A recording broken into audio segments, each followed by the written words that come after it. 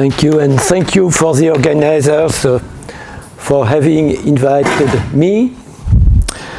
So, the title of my presentation is the key features of the EU Common Fisheries Policy. But as we are far from the European Union, from Europe here, I think that it could be useful to make a few words, to have a few words about the European Union itself, about this strange political structure which is unique in the world. And I will start with that, and after I will talk about the common fisheries policy. So, what is the EU? The EU is an intergovernmental organization which was created 60 years ago in 1958. At that time, it was a European Economic Community, and there have been a few treaties in the meantime, up to 13 years ago, 2004, and it has become the European Union. And this change in the name of this structure shows a closer integration between the member states. At the origin, there were only 6 member states, and now there are 28 member states. In 1 year ahead, there will be only 27, because, as probably many of you know, the UK will leave the EU. In this structure, there are 3 main institutions: the Council, the Parliament, and the Commission.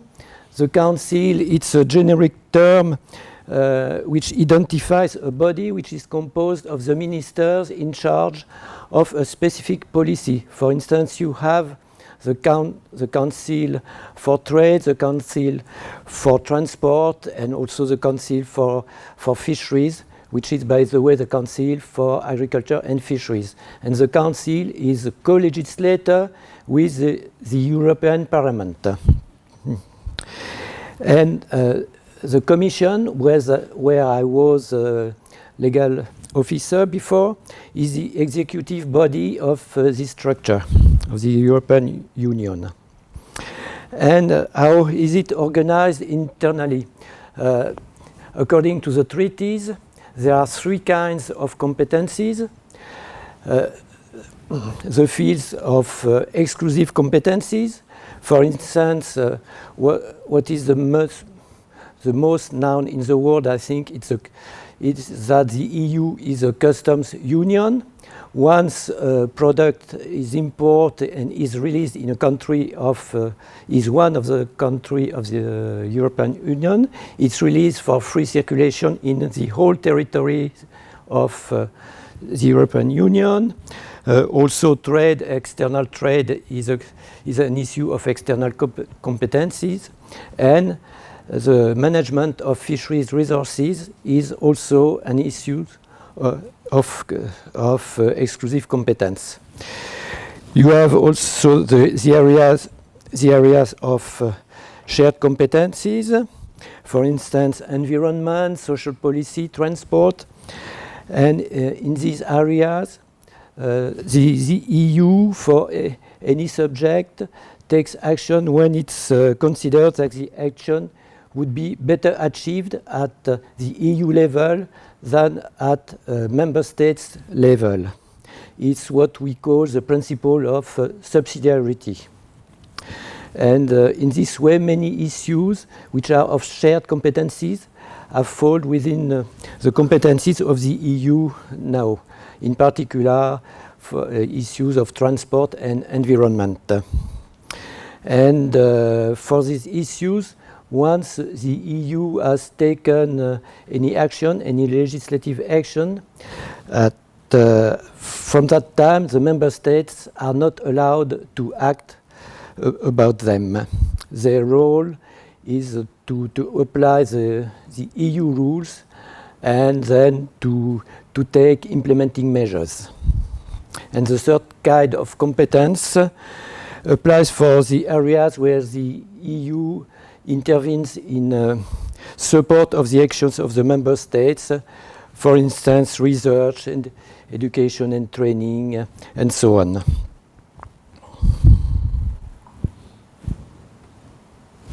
No, not that one. Up. So, as I said, the EU is the fisheries is an EU exclusive competence. Why is that? So the EU was created in 1958. At that time, a common policy for fisheries was not necessary, because at that time the concept of economic exclusive zone didn't exist. It was totally unknown, and the member states were only 6, situated all on the continental Europe. And there was generally no overlap between the activities of the fishing sectors, except at the border, and in that case there were bilateral arrangements, and also as there was no exclusive economic zone, very often from 3 nautical miles of the coast, or 6 nautical miles, we were already in the high seas. And the situation changed in the 70s. I will show you a map here. Perhaps I will come.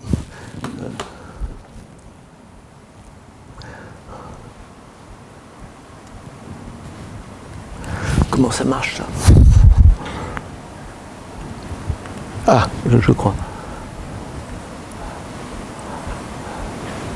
So you have Spain here, France here, and I come from here. Nantes is here. So France is just here. The North Sea, Daniel Poli talked about the North Sea just before. And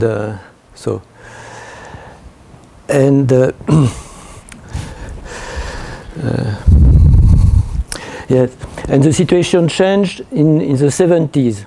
So in the 70s, first of all, 4 states applied to become member of the European Union. So Ireland, which is here, the UK here, Denmark, and Norway. So Norway applied, but didn't enter the European Union. There was a referendum, and Norway rejected the adhesion. People of Norway. And as you see, so in particular with Ireland and the UK, so these 2 countries are not on continental Europe, and fishermen from France, the Netherlands, and from Germany also were fishing very often on the UK and Ireland coast.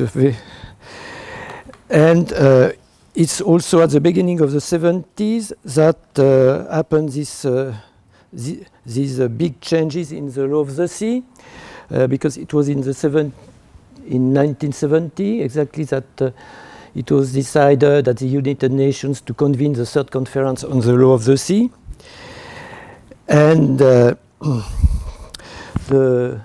which resulted with the Convention of the Law of the Sea in 1982.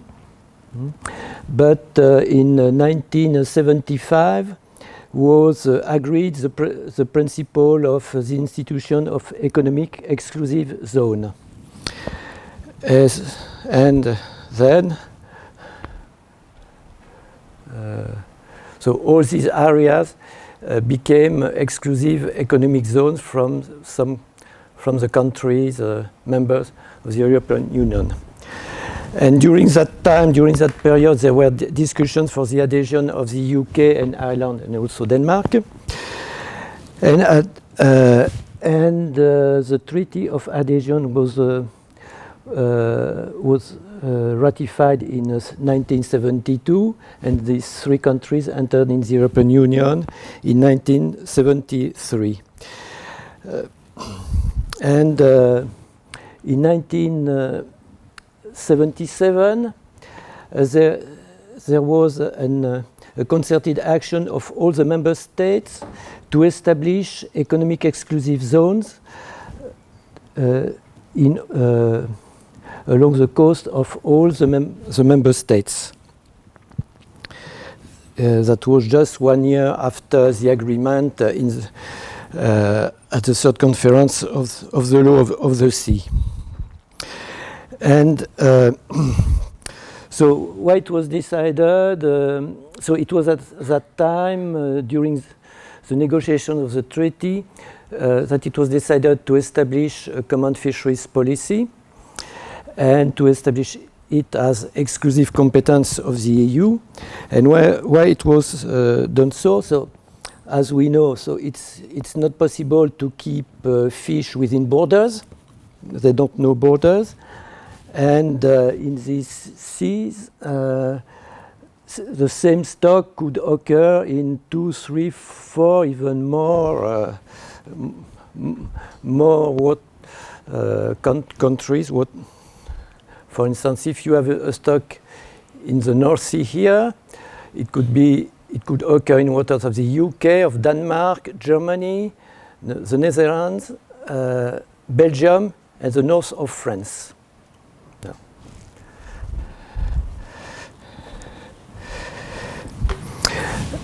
And it was it was also a question of pragmatism, but from a legal point of view, it was even an obligation, as you have Article 63, paragraph 1 of the Convention of the Law of the Sea, of UNCLOS, which requires that members of the United Nations to coordinate through regional organizations, and these regional organizations are known as the Regional Fisheries Management Organizations, or RFMOs. So with the EU, the existence of the EU, there was no need to create a specific RFMO. The EU framework fits very well for this task of management of the fisheries resource. Since it's exclusive competence. And but it was hard to establish how to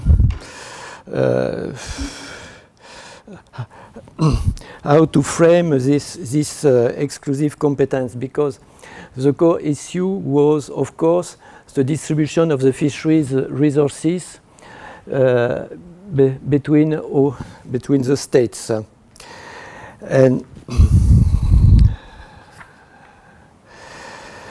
And it took 10 years to have an agreement among the member states. At the beginning, it was required to do it within 6 years, but it was not possible. It took then 10 years. And it was at the end it was agreed to make the distribution of catches for making the distribution of catches to refer to the catches made from 1973 to 1978. So you can imagine how hard it was difficult, because as everybody knows, statistics is not something very precise. Even now, it's very difficult to know the level of catches. So 40 years ago, it was really a challenge, in particular as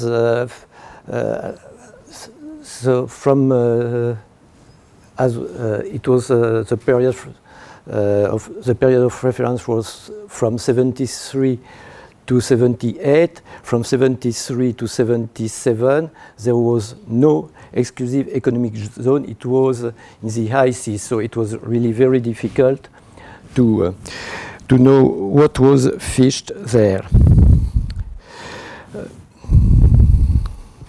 something perhaps interesting to know. You see these lines here. It's what we call the ICES areas. ICES is the International Convention for the Exploration of the Sea. It's an intergovernmental organization which was created in 1902, so which is it's a very old intergovernmental organization, and these lines do not reflect at all the borders between the countries. It's the areas which have been created by the scientists of the ICES. And then the catches are, so we refer to catches by each area, and it work like that. For each stock, for each area, there is a total allowable catch which is defined and which is distributed between member states. At the beginning, for the first time, there is a total allowable catch which is defined. There is a key of allocation which is established. And for the stocks for which a key of allocation has been established at the very beginning, which was in 1983, so the key of, that means 35 years now, the key of allocation has not changed, even if the stocks are not the same, but you can imagine if we change the key of allocation for one stock, some states will ask for changing the key of allocation for another stock, and so on and so on. All the framework would not collapse, but it would be very difficult to keep it.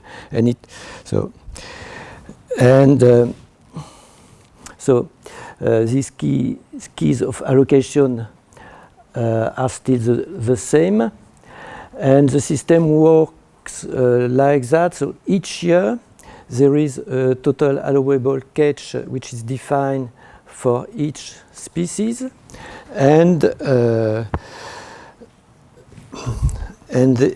it's after that this specific total allowable catch for the year,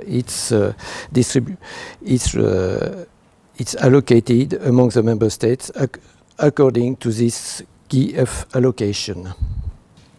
And after this allocation, each member state allocates the relevant quotas to its fishermen.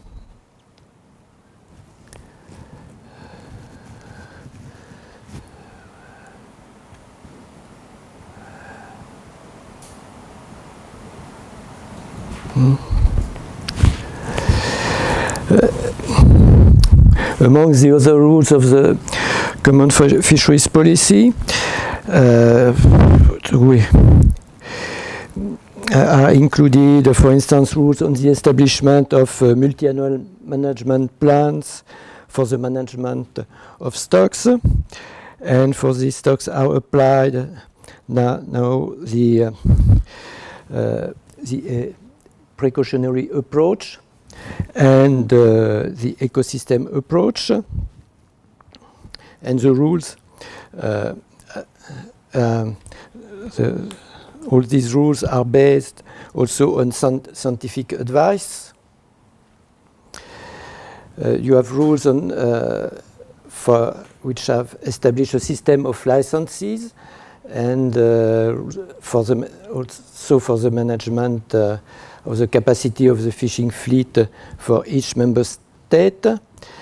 And so these rules are very important because, as we know, the efficiency of the vessels is improving all along the years, so from year to year.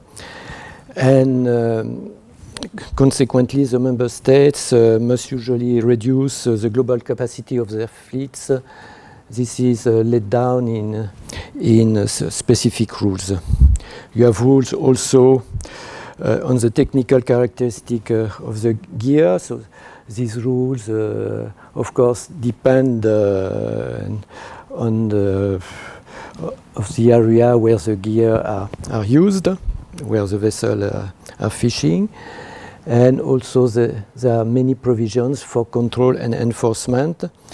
For instance, all the vessels over 12 meters now must have satellite, how is it called? VMS, a vessel monitoring system, and they must transmit their position to a fisheries monitoring center in each state. And the Commission, as executive body, control whether the member states really control their fleets. For all these issues, including for control and enforcement, as it's exclusive competence, the member state have the obligation to put into application all the rules which are adopted at EU level. 2 minutes.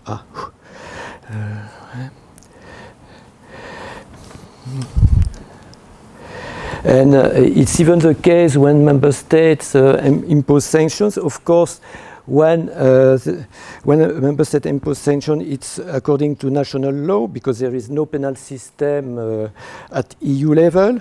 But it's done in accordance with the EU framework because this one provides that the member states are obliged to pronounce, and I quote, effective, proportionate and dissuasive penalties. And if a member state doesn't comply with that, the European Commission can even refer the case before the Court of Justice of the EU and even ask the court to impose a financial sanction to the member state. And that has already happened.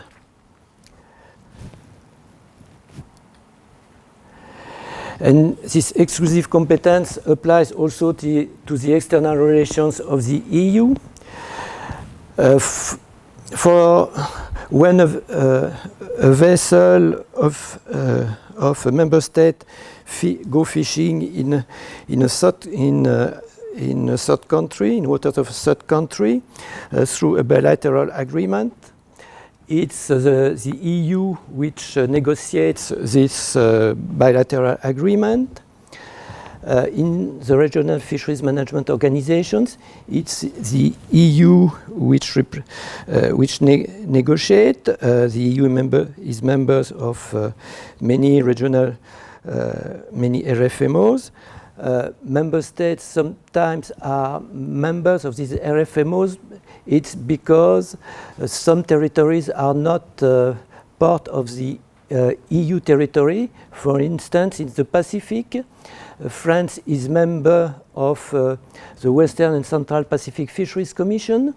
So this RFMO, which manages the tuna Pacific, France is member on behalf of French Polynesia, New Caledonia, and Wallis and Futuna. And for fisheries, it's also the EU which negotiates at international level at the UN, for instance, for the preparation of the annual resolution on fisheries, or at the FAO for international agreements or other such bodies. And internally it works with coordination, of course, between the Commission as executive body of the EU and the member states, because the position which is expressed by the EU is done through agreement with all the member states. So, thank you very much.